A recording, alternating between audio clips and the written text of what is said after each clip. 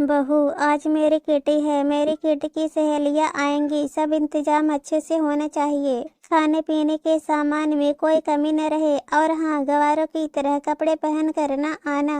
उन लोगों के सामने तुम यह जो 5 मीटर का कपड़ा लपेटे रहती हो वह न लपेट लेना। तुम साड़ी पहनकर उन लोगों के सामने नहीं आओगी। उन लोगों की बहुएं मॉडर्न कपड़े पहनती है। अगर तुम साड़ी लपेट कर आ जाओगी तो वह लोग मेरा मजाक उड़ाएंगी। इसलिए तुम भी मेरी सहेलियों के सामने मॉडर्न कपड़े ही पहनकर आना।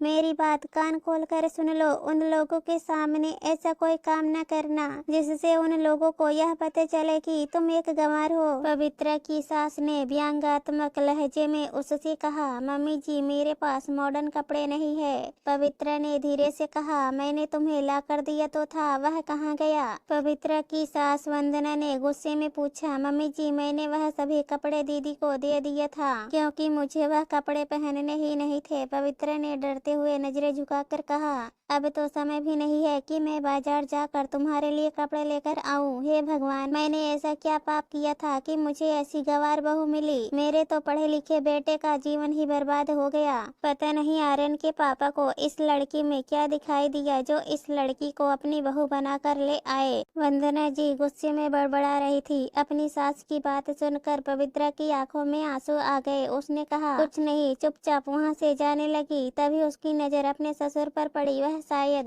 दरवाजे पर खड़े होकर अपनी पत्नी की बातें सुन रहे थे। वंदना जी की नजर भी जैसे ही अपने पति पर पड़ी वह सकपका गई। पवित्रा के ससुर जी कुछ कहते उससे पहले ही दरवाजे की घंटी बज गई। वंदना जी ने कहा, लगता है मेरी किटी की सहेलियां आ गई। उन्होंने जानबूझकर सोहन जी से कहा जिससे वह बात को आगे न बढ़ाए। सोहन जी भी वहां से चले गए क्योंकि बाहरी लोगों के सामने वह कोई हंगामा नहीं करना चाहते थे। वंदना जी ने दरवाजा खोला तो वहां उसकी किटी की सहेली खड़ी हुई थी। वंदना उन्हें देखकर खुश हो गई, उन्हें अंदर लेकर आई। घर की सजावट देखकर उनकी एक सहेली ने पूछा, मिसेस वंदना का घर का डेकोरेशन तो बहुत अच्छा लग रहा है। हाँ, यह मेरी पसंद से हुआ है, इसलिए अच्छा तो रहेगा ही। वंदना जी ने गर्व से कहा। सभी किटी की औरतें अपने अपने घर परिवार की बढ़ाई करने में लगी हुई थी। वंदना जी भी अपने पसंद और अपनी काबिलियत का बखान करने में लगी हुई थी। तभी उनकी सहेलियों ने पूछा, आपकी बहू नहीं दिखाई दे रही है क्या? आप उसे हम लोगों से मिलवाना नहीं चाहती? उनकी बात सुनकर वंदना जी को न चाहते हुए भी पवित्रा को वहां बुलाना पड़ा। पवित्रा ने शिफॉन की साड़ी पहनी हुई थी और अपने लंबे बालों की चोटी गुथी हुई थी। पवित्रा को साड़ी पहने देखकर सभी औरतें एक दूसरे का मुंह देखकर मुस्कुराने लगी। वंदना जी ने सभी के चेहरे की मुस्कुराहट देखकर पवित्रा को घूरने लगी। उन औरतों में से एक ने कहा, अरे वंदना जी, आपकी बहू अभी भी पुराने जमाने के कपड़े पहनती है या तुम उसे दबा कर रखती हो? स्वयं तो मॉडर्न कपड़े पहनती हो और बहू को साड़ी पहनने के लिए मजबूर करती हो। आप कैसी बातें कर रही हैं? मैं आपकी तरह दोहरा व्यक्तित्व नहीं रखती। मैंने बहू पर कोई पाबंदी नहीं लगाई है। आपकी बहू की तरह मेरी बहू भी गंवार की तरह रहना पसंद करती है। आज उसके कारण मुझे तुमसे ऐसी बातें सुननी पड़ रही है, वरना किसी की क्या मजाल की मुझे कुछ कहे। आप इस समय मेरे घर पर हैं, इसलिए मैं चुप हूँ, नहीं तो मुझे भी जवाब देना अच्छी तरह आता है। वंदना जी ने गुस्से में कहा, अरे छोड़ो, तुम लोग भी क्या बात लेकर बैठ गई? वंदना जी की बहू चाहे जो पहने, उसकी मर्जी, इस पर बहस करने की क्या जरूरत है? बात सुनकर सभी ने उसका समर्थन किया और फिर आपस में हंसी मजाक होने लगा। वंदना ने संगीत लगा दिया और सभी नृत्य करने लगी। किट्टी पार्टी शाम 6 बजे तक चली। उसके बाद सभी किट्टी मेंबर वहां से चली गई। अपनी सहेलियों के जाने के बाद वंदना जी ने अपनी बहू पवित्रा को गुस्से में आवाज लगाई, पवित्रा यहाँ आओ। पवित्रा अपनी सास के सामने आकर खड़ी हो गई। फिर डरते हुए धीरे से पूछा, जी मम्मी जी, क्या बात है? आपने मुझे क्यों बुलाया है? तुमने कसम खा ली है क्या कि मेरी लोगों के सामने बेइज्जती करवाती रहोगी? वंदना जी ने गुस्से में दांत पीसते हुए पूछा, मम्मी जी, मैंने आपकी बेइज्जती कहाँ की है? मैंने तो आपकी सहेलियों के सामने कुछ कहा भी नहीं। तब अब ऐसा क्यों कह रही हैं? पवित्र ने धीरे से डरते हुए पूछा, इतनी भोली बनने की जरूरत नहीं है। तुम्हारे पहनावे को देखकर मेरी सहेलियों ने मेरा कितना मजाक उड़ाया तुम्हें पता भी है, और तुम कह रही हो कि तुमने कुछ किया ही नहीं। वंदना जी ने चिल्लाते हुए कहा, मम्मी जी साड़ी पहनने से आपकी बेइज्जती हुई, यह बात मेरी समझ में नहीं आई। मुझे साड़ी पहनना पसंद है, मैं अपनी भारतीय संस्कृति को पसंद करती हूँ। मुझे पाश्चात्य संस्कृति का पहनावा नहीं पसंद है, पवित्र ने परेशान लहजे में कहा। तुम मम्मी से जबान लड़ा रही हो, उसके पति आर्यन ने घर के अंदर आते हुए कहा। मैंने तो ऐसा कुछ नहीं कहा, मैं तो मम्मी जी से इतना कह रही थी कि। पवित्र की बात को काटते हुए आर्यन ने कहा, चुप करो, वैसे तो तुम बहुत संस्कारी बनती हो और जब बड़ों को जवाब देती हो तो तुम्हारा संस्कार कहाँ चला जाता है। आर्यन की बात सुनकर पवित्र की आंखों में आंसू आ गए। पवित्र के आंसू देखकर वंदना जी ने कहा, फिर शुरू हो गया इसका तिर्य चरित्र। तुम माँ बेटे हमेशा पवित्र का अपमान क्यों करते रहते हो? मैंने तुम लोगों को कितनी बार समझाया है कि अपनी हरकतों से बाज आ जाओ, वरना मुझसे बुरा कोई नहीं होगा। पवित्र गवार नहीं है, पढ़े लिखे गवार तुम दोनों हो। मैंने जानबूझकर पवित्र को अपनी बहू बनाया है, जिससे मेरी आने वाली पीढ़ियों को भारतीय सभ्यता, संस्कृति और संस्कारों का ज्ञान हो सके। तुम दोनों ने तो अपनी भारतीय संस्कृति को ताक पर रख दिया है। तुम लोग गलत हो और गलत प्रेरणा को ठहरा रहे हो। आज के बाद अगर तुम दोनों ने पवित्र का अपमान किया तो मुझसे बुरा कोई नहीं होगा, पवित्र के ससुर जी ने गुस्से में कहा और वहां से चले गए। आर्यन और वंदना जी ने जलती निगाहों से पवित्र को देखा और वह लोग भी वहां से चले गए। पवित्र आंखों में आंसू लेकर वहीं खड़ी रही। उसकी समझ में यह नहीं आ रहा था कि उसकी गलती क्या है जो उसकी सास और पति उससे नाराज रहते हैं। यही सोचते हुए पवित्र रसोई घर में चली गई। पवित्र कहाँ हो? यहाँ आओ, आर्यन ने पवित्र को आवाज लगाई। पवित्र दौड़ती हुई आई। क्या बात है, आपने मुझे क्यों बुलाया है? पवित्र ने पूछा। कल मैं अपनी तरक्की के उपलक्ष्य में एक पार्टी दे रहा हूँ, वहाँ बहुत बड़े बड़े लोग आएंगे, विदेशी लोग भी वहाँ होंगे। पार्टी 5 स्टार होटल में है, वहाँ तुम्हारा रहना आवश्यक है, इसलिए तुम भी वहाँ चलना। पर तुम वहाँ साड़ी पहनकर नहीं चलोगी, वहाँ पहनकर जाने के लिए मैं तुम्हारे लिए यह ड्रेस लाया हूँ, तुम्हें वही पहनकर चलना होगा।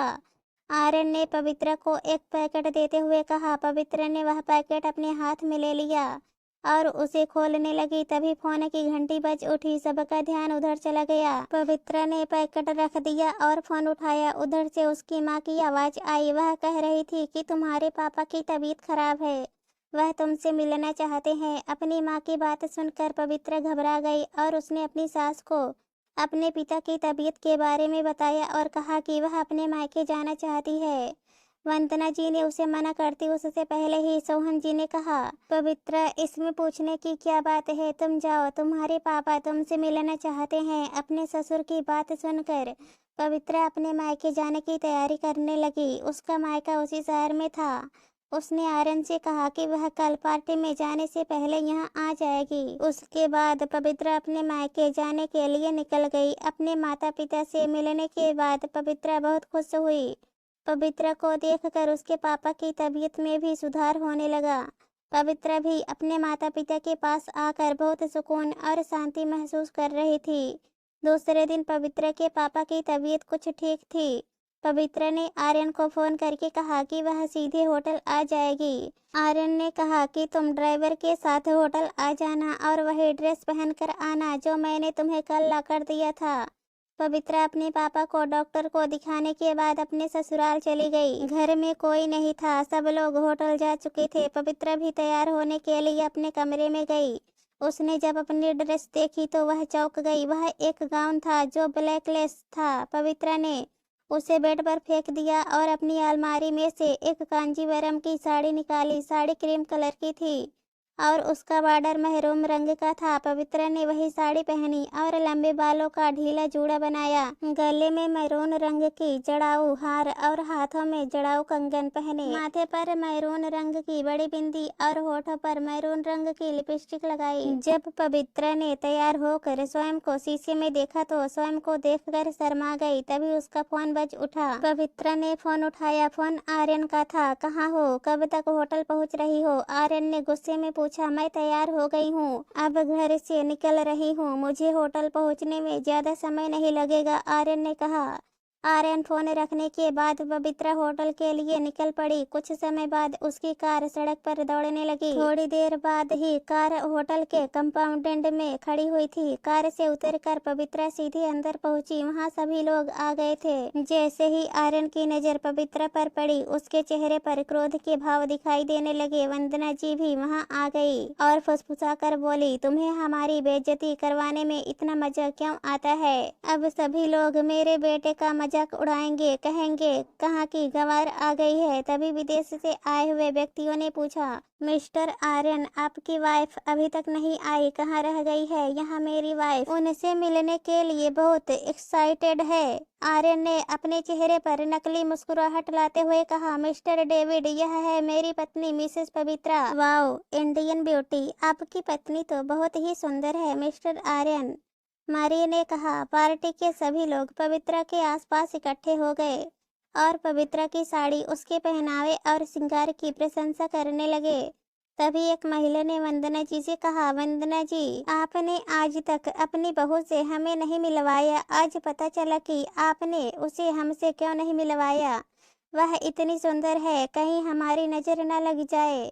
वंदना जी उस महिला की बात सुनकर गर्व से मुस्कुरा उठी। वहां उपस्थित सभी लोग पवित्रा की तारीफ करते रहे। तभी वहां शहर के मेयर मिस्टर राघव आ गए।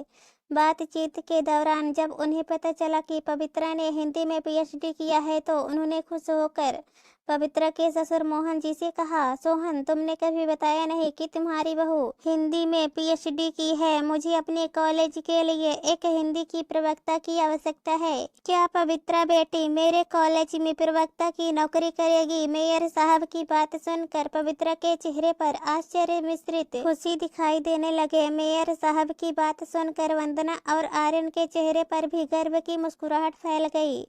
तभी वहां सोहन जी आ गए और उन्होंने व्यंग भरी आवाज में कहा, क्या हुआ वंदना, आज तुम्हारे चेहरे पर पवित्रा के लिए गुस्सा और नफरत नहीं दिखाई दे रही है?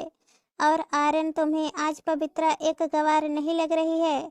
आज यह चमत्कार कैसे हो गया? अपने पिता की बात सुनकर आर्यन ने शर्म से अपनी नजरें झुका ली और वंदना के चेहरे पर भी शर्मिंदगी के भाव दिखाई देने लगे। मुझे माफ कर दो पवित्रा बेटा, हम लोगों के चेहरे पर पाश्चात्य संस्कृति का पर्दा पड़ा हुआ था जो आज उतर गया। हमें तुम पर नाज है और मैं भी खुश हूँ कि आर्यन के लिए उसके पापा ने इतनी सुंदर और संस्कारी लड़की ढूंढी। वंदना जी ने हंसते हुए पवित्रा से कहा। आर्यन बहुत प्यार से पवित्रा को देख रहा था। पवित्रा की नजर जब आर्यन पर पड़ी तो उसे अपनी ओर देखता पाकर पवित्रा शर्माकर अपनी नजरें झुका ली। सोहन जी अपने परिवार को एकजुट होता देखकर खुशी से उन्हें देख रहे थे। उनके चेहरे पर गर्वीली मुस्कान फैल गई। दोस्तों, कहानी पसंद आई हो तो चैनल को सब्सक्राइब कर देना।